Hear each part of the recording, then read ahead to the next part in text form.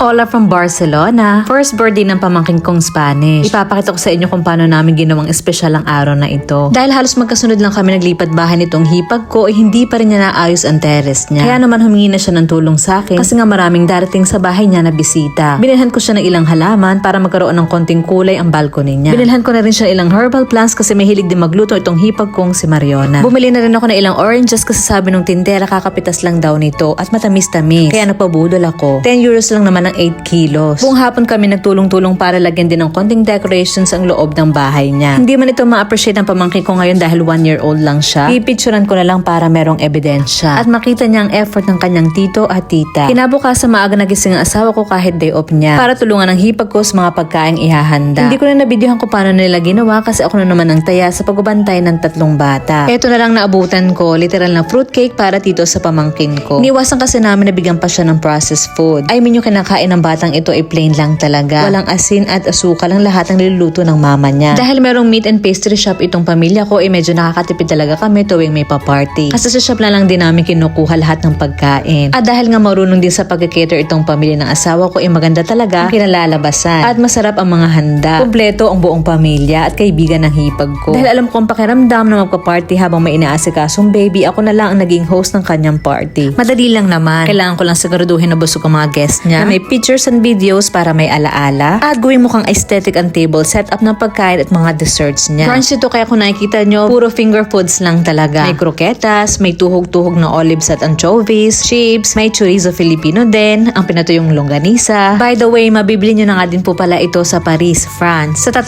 branch ng A&R Philippine Store. At iyan na nga pong una nilang kinakain. Tamang kutkutin habang nagkakwentuhan. Nung kompleto na mga bisita, inilabas na rin naman iba't ibang klase ng sandwiches. Meron ding pang vegetarian. Hindi rin nawawala mga iba't ibang tipo ng keso at crackers. Kahit sandwich at pika-pika lang yan, busog na kaming lahat dito. May mga hot sandwiches din kaming sinerve na ang bilis na ubos. For dessert, ako mahilig sila sa sour candies. Ako na rin nagsikaso para ma-enjoy naman ang hipag ko ang party niya at makapag-breastfeed din. 3 cake ang ginawa nitong aking asawang si Chef Jaume. Grabe, sobrang sarap ng chocolate cake. Kaya binantayan ko talaga kung merong matitira para iuwi sa bahay pang merienda. At ayun na nga, nag-blow ng cake, nagbukas ng regalo at nagstay na lang kami dito hanggang mag-alis ng mga bisita niya para tulungan na rin siya magligpit ng mga kalat. Wait, commercial muna. May online store na nga po pala kami kung saan pwede kayong bumili ng chorizo Filipino. Pinay sa Barcelona.com. At dito na natapos ang vlog ko. Sana nagustuhan nyo. Hanggang sa susunod. Adios!